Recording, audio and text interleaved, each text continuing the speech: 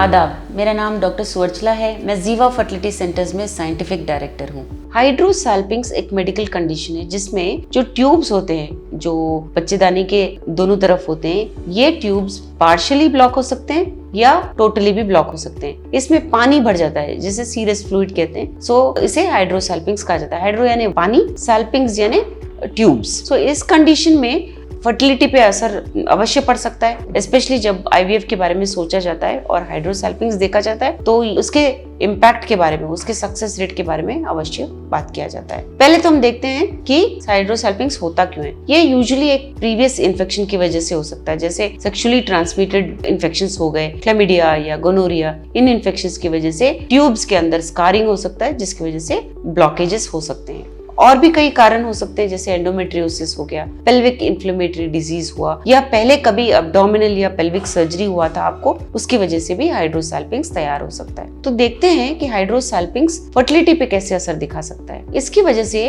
Tubes block हो सकते हैं। ये फ्लूइड जो होता है ट्यूब्स के अंदर, इसकी वजह से एग्स ओवरीज से पास नहीं हो पाते और नेचुरल प्रेगनेंसी में प्रॉब्लम हो सकता है। तो ट्यूबल ब्लॉकेज सबसे मेजर कॉम्प्लिकेशन है हाइड्रोसैल्पिंग्स का। नेक्स्ट है टॉक्सिक एनवायरनमेंट। जो फ्लूइड, जो पानी इस ब्लॉक ट्यूब के अंदर तैयार हो रहा है, ये एक बहुत पॉइजनस वातावरण क्रिएट कर रहा है, जिसकी वजह से एम्ब्रियो जो तैयार होता है वो चिपक नहीं पाता, जिसके लिए हानिकारक हो सकता है और इसकी वजह से प्रेगनेंसी ना होने के चांसेस भी हो सकते हैं। एक्टोपिक प्रेगनेंसी के भी चांसेस ज्यादा होते हैं। हाइड्रोसैल्पिंग्स में एक्टोपिक प्रेगनेंसी बहुत ज्यादा देखा गया है। जो यूट्रस के बाहर प्रेगनेंसी होता है उसे एक्टोपिक कहा जाता है। स्पेशली फैलोपियन ट्यूब के अंदर अगर प्रेगनेंसी हो गया तो लाइफ थ्रेटनिंग भी हो सकता है। आइए देखते हैं आईवीएफ का क्या असर है हाइड्रोसैल्पिंग्स पे। आईवीएफ एक ऐसा ट्रीटमेंट है जो ट्यूब को बाईपास कर सकता है, यानी कि ट्यूब की आवश्यकता नहीं होती। ये नेचुरल ट्रांसपोर्ट जो होता है एग्स और स्पर्म्स का ट्यूब्स में,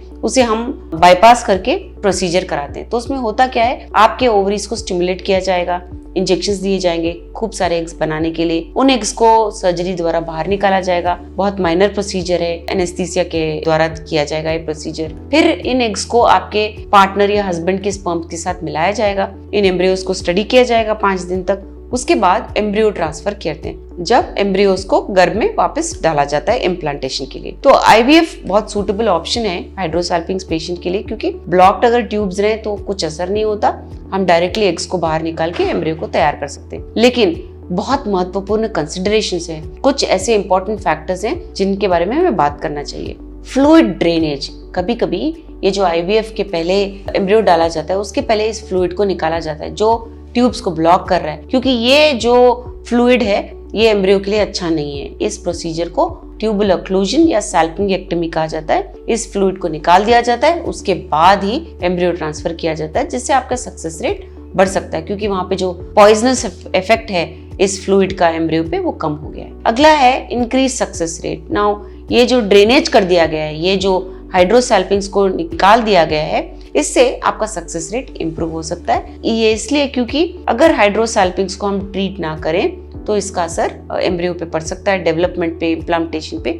इसीलिए सक्सेस रेट भी बढ़ता है हाइड्रोसैल्पिंग्स के निकालने के बाद। एम्ब्रियो ट्रांसफर का टाइमिंग।